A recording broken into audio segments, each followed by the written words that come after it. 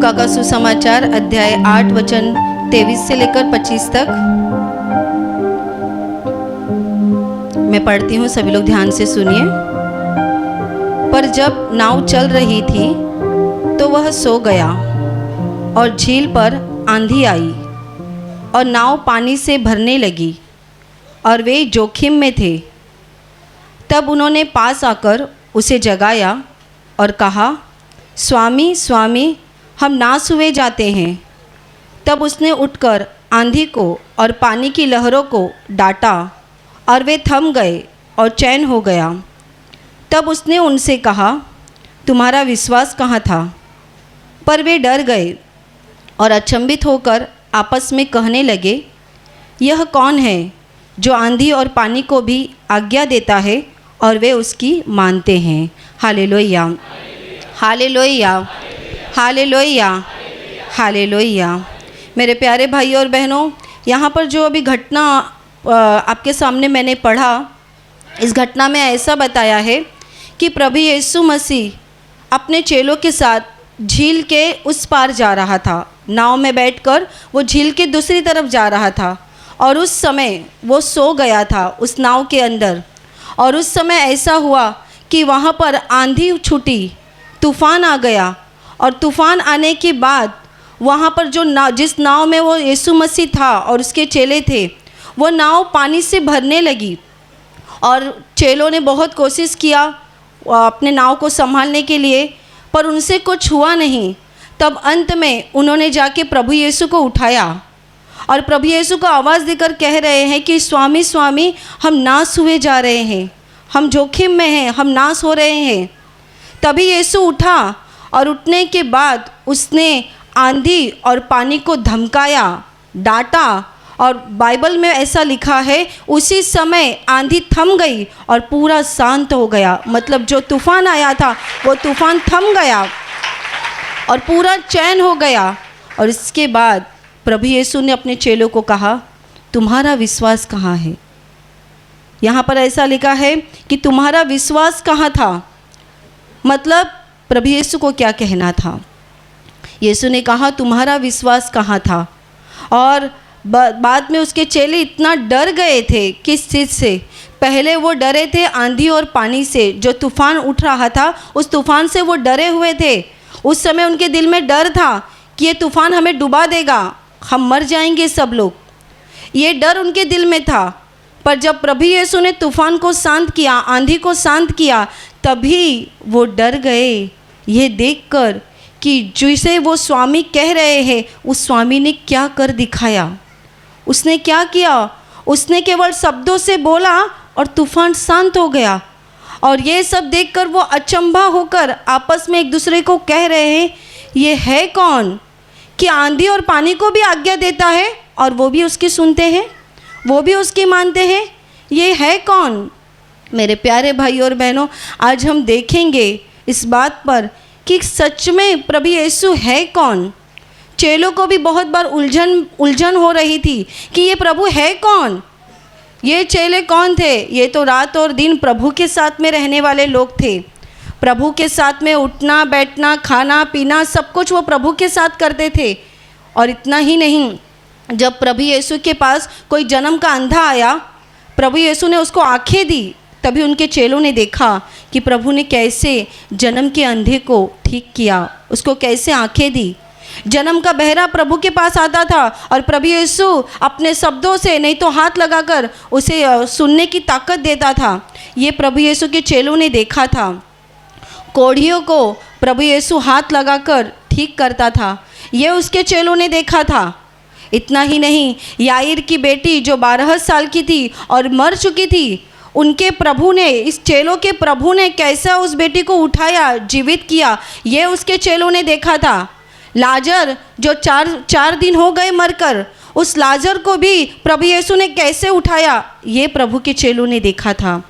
ये सारी बातें देखने के बाद उनके दिल में क्या विश्वास निर्माण हुआ था। उनको ऐसा लगता था हमारा प्रभु कोई भी बीमारी हो ठीक कर सकता है, कोई भी बीमारी, कोई भी समस्या हो वो निकाल सकता है। ये अब तक का उनका विश्वास था। पर मेरे प्यारे भाई और बहनों, ये जो घटना हो गई, इस घटने से वो सब हिल चुके थे, क्योंकि इस समय प्रभु यीशु कोई को चंगाई नहीं दे रहा है। इस समय प्रभु यीशु किसी को जिंदा नहीं कर रहा है। इस समय वो निर्जीव वस्तु को आज्ञा दे रहा है, मतलब आंधी और पानी को आज्ञा दे रहा है। आंधी और पानी यानी तूफान को वो आज्ञा दे रहा है। आप मुझे बताइए, तूफान को कान कहाँ से है? उसने प्रभु यीशु की आज्ञाओं को कैसे सुन लिया? जब नाव में तूफान आ गया तब उसके चेलों ने कितना चिल्लाया होगा, कितना उनके दिल में डर आ गया होगा। वो कितनी बार चिल्ला रहे होंगे, कितनी कोशिश कर रहे होंगे खुद को बचाने की। उनकी चिल्लाहट से आंधी और पानी शांत क्यों नहीं हो गया? तूफान शांत क्यों नहीं हो गया? पर वचन कहता है जब प्रभु यीशु ने उनको डांटा तभी तूफान थम गया और सब शांत हो गया। Hallelujah, hallelujah, hallelujah, hallelujah, hallelujah.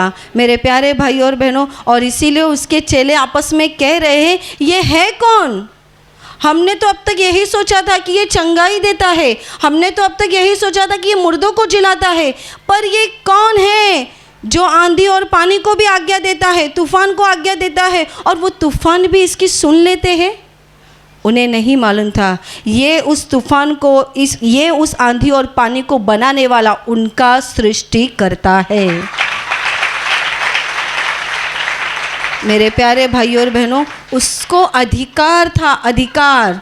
वो सब कुछ तो उसने ही बनाया था, समुद्र उसने ही बनाया था। और इतना ही नहीं, जब प्रभु यीशु ने उनके सामने ये घटना की, प्रभु को क्या दिखाना था? प्रभु को अपने चेलों का विश्वास को मजबूत करना था। जैसे कि मैंने बताया कि उनके चेलों ने बहुत सारे चमत्कार देखे थे, अद्भुत काम देखे थे, बहुत सारे अद्भुत काम। और उसमें दूसरे प्रकार का उसने ऐसा भी काम किया था कि जब उसके सामने 5000 लोग बैठे थे, 5000 लोग उसका उपदेश सुन रहे थे, उसका प्रवचन सुन रहे थे, उस समय जब उनको भूख लगी तब प्रभु यीशु ने क्या किया? बाजार से खाना नहीं मंगाया, बाहर से कुछ व्यवस्था उनकी नहीं की, तो बल्कि उन्हीं के बीच में उन्हीं के बीच में जो एक लड़का था जिसके पास केवल 5 रोटी और 2 मछलियाँ थी, उसमें उसने धन्यवाद दिया। और वचन कहता है 5000 लोग खाकर तृप्त हो गए और बची हुई रोटियों को उन्होंने इकट्ठा किया। क्यों किया प्रभु ने ऐसा? क्यों किया? और आगे भी हम ऐसी एक घटना पढ़ते हैं जिसमें ऐसा बताया है, जब उसके चेले नाव में निकल गए थे आगे और यीशु मसीह पीछे ही रह गया था, मतलब वो प्रार्थना करने के लिए रुक गया था। और भोर के समय जब उसने देखा कि उसके चेले नाव में आगे बढ़ गए हैं, तभी उसने क्या किया? वो दूसरा नाव ढूंढता नहीं बैठा कि अभी कोई दूसरा नाव मिलेगा तो मैं इस पे चढ़ूँगा और आगे जाऊँगा। उसने क्या किया? वो सीधा पानी पे चलने लगा। वो जब पानी में चलने लगा तभी उसके चेलों ने देखा और वो डर गए और चिल्लाने लगे, ये तो भूत है। क्यों भूत है ऐसा कहा? क्योंकि जीवित मनुष्य पानी पे चल सकता है।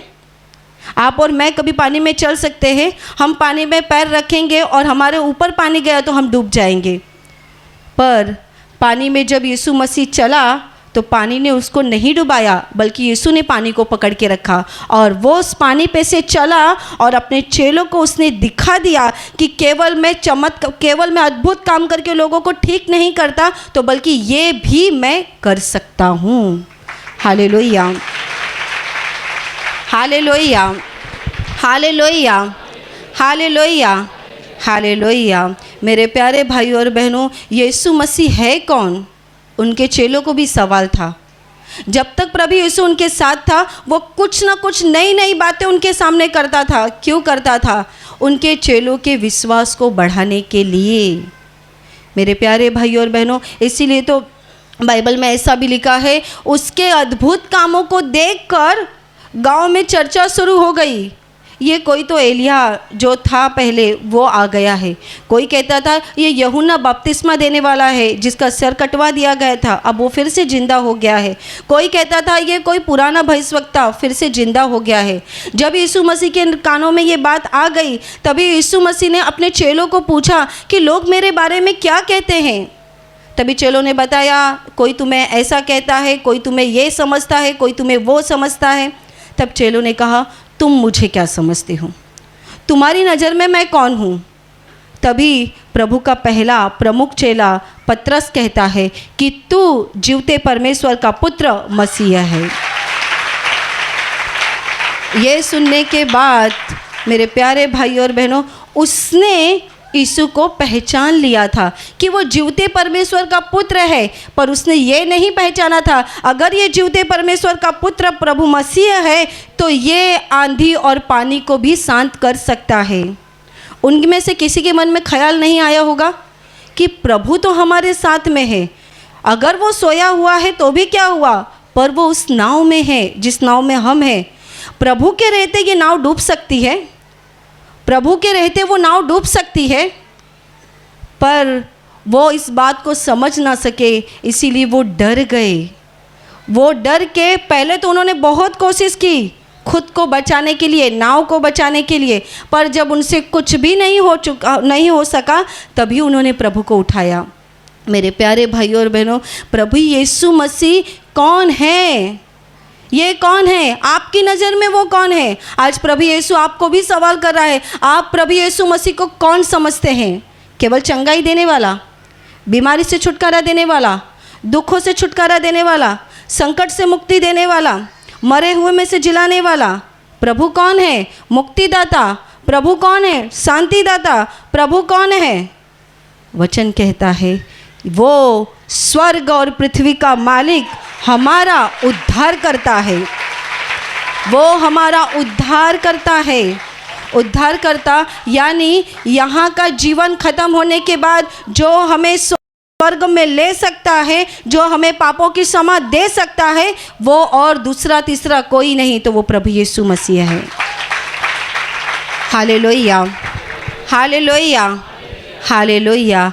आपको अब तक लगता होगा मेरे पेट में बीमारी है और उस बीमारी को मैं इतने साल से लेकर जूझ रहा हूँ, इतने साल से तकलीफ़ों को उठा रहा हूँ, पर अब मुझे किसी ने बताया, मैं यहाँ प्रार्थना में आता हूँ। प्रार्थना में आने के बाद जिस व्यक्ति ने मुझे बताया, उसने कहा तुम वहाँ जाओगे तो ठीक हो जाओगे। आपके मन में वही विश्वास है, मैं यहाँ पर आया हूँ, लोग यहाँ पर गवाही भी देते हैं, मैंने सुना है लोग ठीक होते हैं, मेरा भी विश्वास है प्रभु मुझे चंगा करेगा। अच्छी बात है, आपका विश्वास है प्रभु आपको चंगा करेगा, तो ज़रूर वो आपको चंगा करेगा। पर मेरे प्यारे भाइयों और बहनों, ये केवल थोड़ा सा फ़ायदा हो गया। प्रभु पर विश्वास करना, उससे चंगाई प्राप्त करके लेना, ये केवल इस धरती का फ़ायदा हो गया।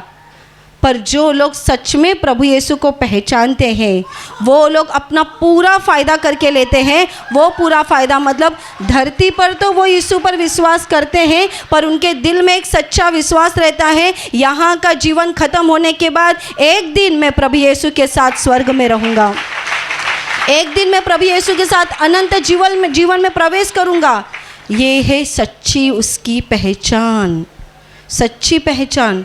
मैं आपको प्रभु की सच्ची पहचान करा के दे रही हूँ। यीशु मसीह केवल मुक्तिदाता ही नहीं है, यीशु मसीह हमारा छुड़ाने वाला है, पापों से मुक्त करने वाला है, पापों के बंधनों से, शैतान के बंधनों से वो हमें छुड़ाने वाला हमारा प्रभु है। और बाइबल कहती है, मत्ती के सुसमाचार में अंत के अध्याय में ऐसा बताया है, वो न्यायाधीश है। ये प्रभु यीशु जिसको हम प्रभु कहते बुलाते हैं, ये प्रभु यीशु एक दिन जब दुनिया का अंत हो जाएगा, उस समय ये न्याय के राजासन पे बैठेगा, न्याय के राजासन पे। और उस समय हम उसे दया का राजा नहीं देखेंगे, उस समय हम उसे कठोर राजा देखेंगे, मतलब कड़क राजा जो इंसाफ करने के लिए बैठेगा। और जब वो इंसाफ करेगा, उस समय वो दया नहीं करेगा, तो उस समय वो हमारा हिसाब लेगा। मतलब जिन लोगों ने पृथ्वी पर जीवन बिताते समय मरते दम तक प्रभु यीशु पर विश्वास रखा है, उसे पहचान लिया है, उन सब लोगों को वो स्वर्ग में भेजेगा। और जिन लोगों ने टेम्पररी मतलब थोड़े समय के लिए यीशु पर विश्वास किया है, आज बीमारी है, आज प्रार्थना में जाता हूँ, प्रार्थना में जाऊँगा ना मैं ठीक हो जाऊँगा, आज मुझे बुखार है तो आज मैं प्रार्थना में जाऊँगी तो ठीक हो जाऊँगी। क्या हुआ? प्रार्थना में आ गए, बुखार निकल गया, गवाही दे दी। प्रार्थना में आए, कोई बीमारी निकल गया, गवाही दे दी, काम खत्म हो गया। दूसरे सप्ताह फिर से काम पे चले गए, दूसरे सप्ताह फिर से अपनी दुनिया में चले गए। क्या किया? आपने थोड़े समय के लिए प्रभु पे विश्वास रखा, उसके बाद जब कभी तकलीफ हो जाएगी या कभी ज़रूरत पड़ेगी तब आने का प्रार्थना में, तब प्रभु को याद करने का। उन सब का प्रभु अंत के दिनों में हिसाब लेगा, उन सब का हिसाब ले लेगा।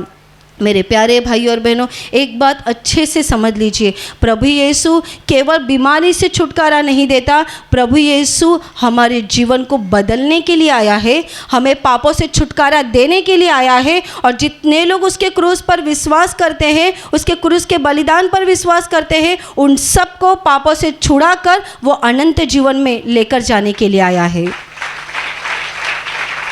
Hallelujah, hallelujah, hallelujah, hallelujah.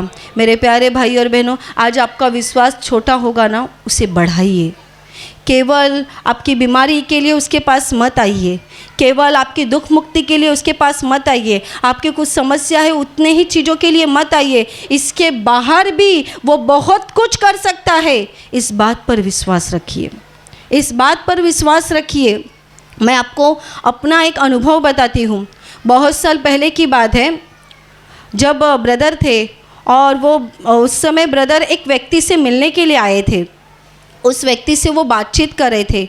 Brother ऐसे बैठे थे, उनके सामने वो व्यक्ति बैठा हुआ था और उनकी बातचीत चल रही थी और थोड़ी ही दूर पर मैं वहाँ पर खड़ी थी। और उस समय मेरे दिमाग में दूसरा काम शुरू था। दोपहर का समय था, बहुत ही अर्जेंट काम था और वो मेरे दिमाग में शुरू था। ब्रदर उनसे क्या बातचीत कर रहे, मेरा जरा भी ध्यान नहीं था, केवल मैं खड़ी थी उतना ही था। ब्रदर उससे बातें कर रहे थे, वो व्यक्ति कुछ तो सुन नहीं रहा था ब्रदर की बात। ऐसा कुछ हो गया, ब्रदर ने मुझे आवाज़ दिया, मैं तुरंत भाग कर आई। उन्होंने कहा सिस्टर को भी बुलाओ, वो भी आ गए। हम सामने खड़े हो गए और ब्रदर ने कुछ बातें बता दी इस व्यक्ति को, इस भाई को मैं ऐसा ऐसा बता रहा हूँ, पर ये विश्वास करने के लिए तैयार नहीं है, ये बात मानने के लिए तैयार नहीं है। तभी ब्रदर ने आगे बताया, मैंने इस भाई को बताया, अभी मैं तुमसे बातें कर रहा हूँ तो क्या तुम्हें लग रहा है केवल मैं तुमसे बातें कर रहा हूँ? मैं अभी तुमसे बातें कर रहा हूँ पर दिल के अंदर पूछ रहा हूँ, वहाँ पर वो प्रीति खड़ी है, उसके दिमाग में क्या चल रहा है, उसके दिल में क्या चल रहा है, उसे किस बात का टेंशन है। ये बातें सुन के मैं इतना डर गई, आपको नहीं बता सकती कितना डर गई, क्योंकि मैं उस समय पूरा मेरा दिमाग काम करना बन गया। मैं क्या सोच रही थी, उस समय एक बहुत अर्जेंट काम था और एक भाई रिक्शा लेकर आने वाले थे, उस विषय में मेरे दिमाग में था कि समय हो गया, वो रिक्शा लेकर नहीं आए अभी तक, इस बात को मैं सोच रही थी। और ब्रदर ने कहा ये मुझे इतना ही पहचानता है कि ब्रदर को केवल इतना ही समझता है, ब्रदर केवल मंच पे जाते उतना ही समझता है, पर उसे मालूम नहीं है इस समय मैं उससे बातें कर रहा हूँ और अंदर में प्रभु को पूछ रहा हूँ कि उसके दिमाग में क्या चल रहा है, उसके दिल में क्या चल रहा है। तब मैं इतना मुझे धक्का लगा और मैंने समझा ब्रदर केवल यीशु उनका चंगाई के लिए इस्तेमाल नहीं करता, दिल की और दिमाग की बातें भी वो समझ सकते हैं।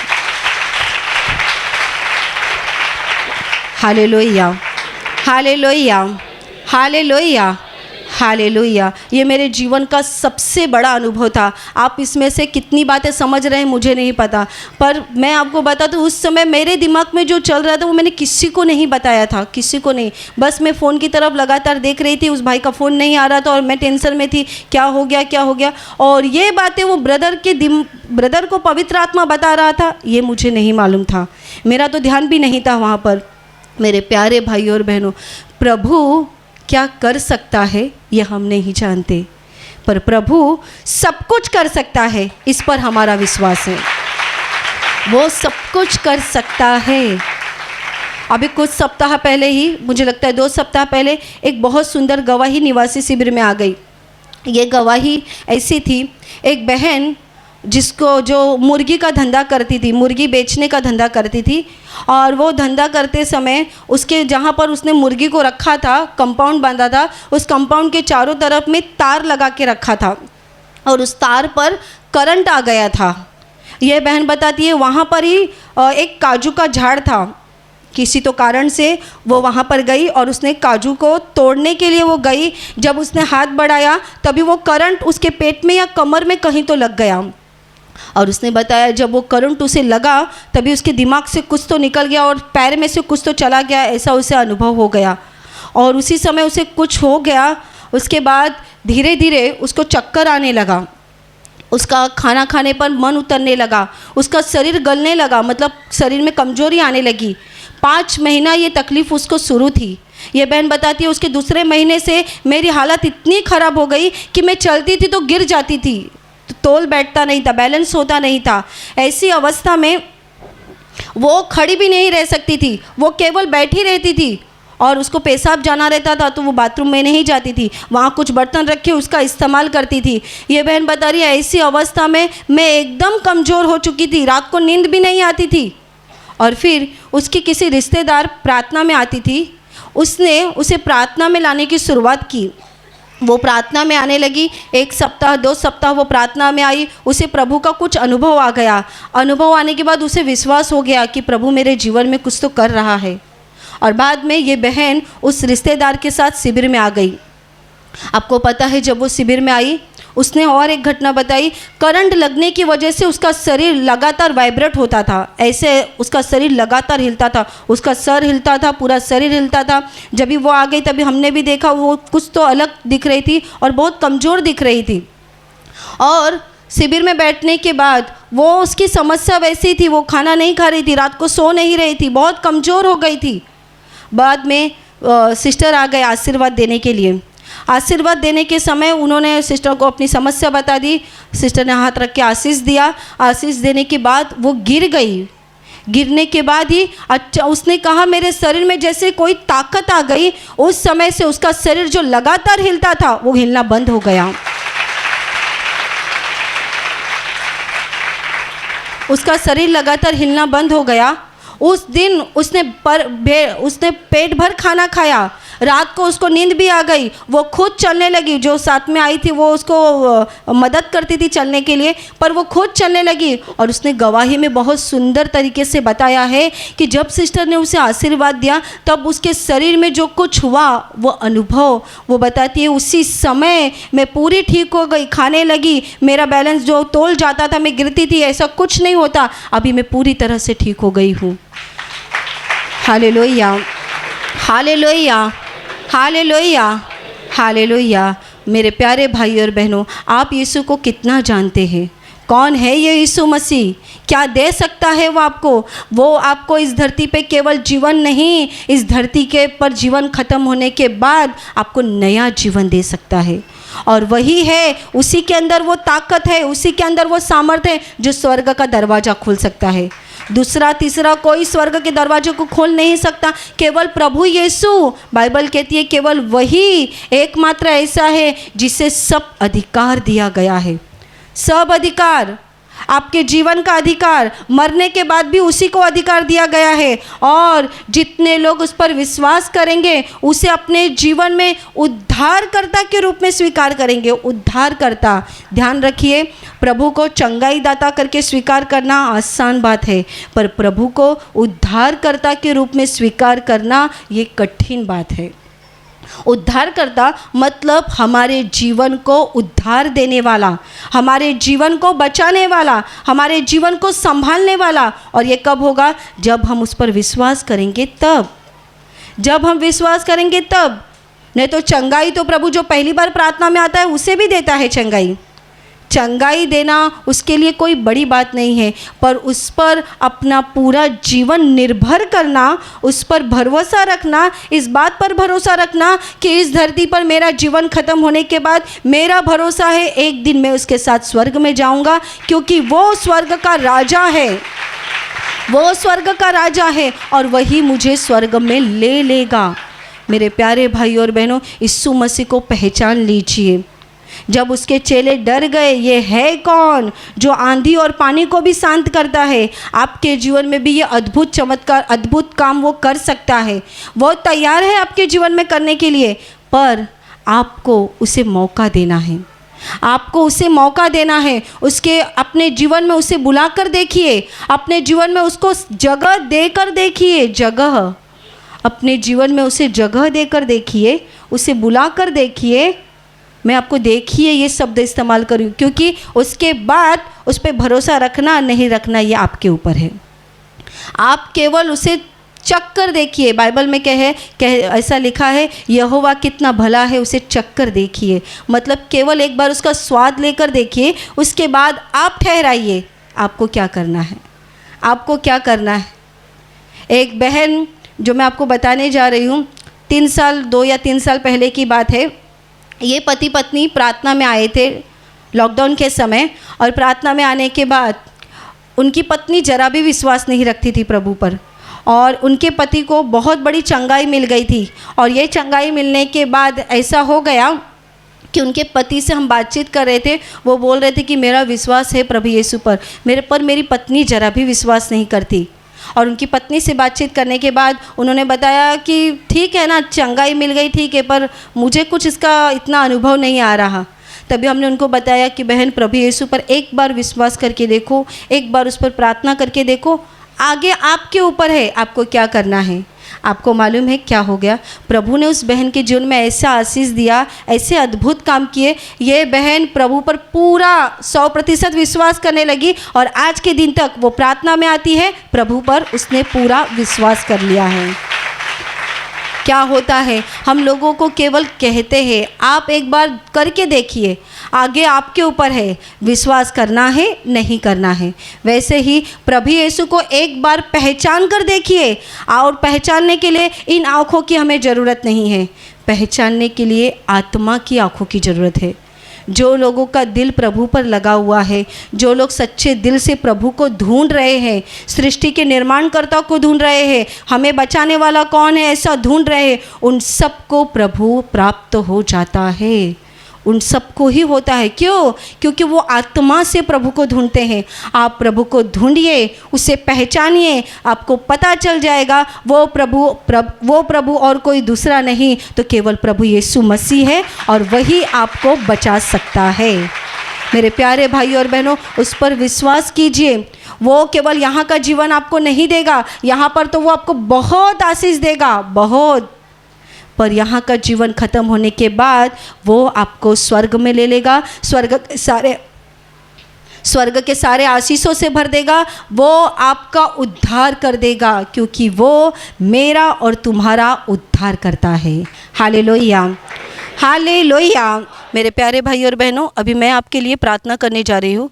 आप जहाँ कहीं भी हो, विश्वास से अपने बीमार हिस्से पर हाथ रखिए। अगर आप वहाँ हाथ नहीं रख सकते तो अपने सीने पर हाथ रखिए, और पूरा विश्वास रखिए कि प्रभु यीशु इसी घड़ी आपको छूकर चंगा करेगा, आपकी बीमारी से, आपके दुख से आपको मुक्त करेगा।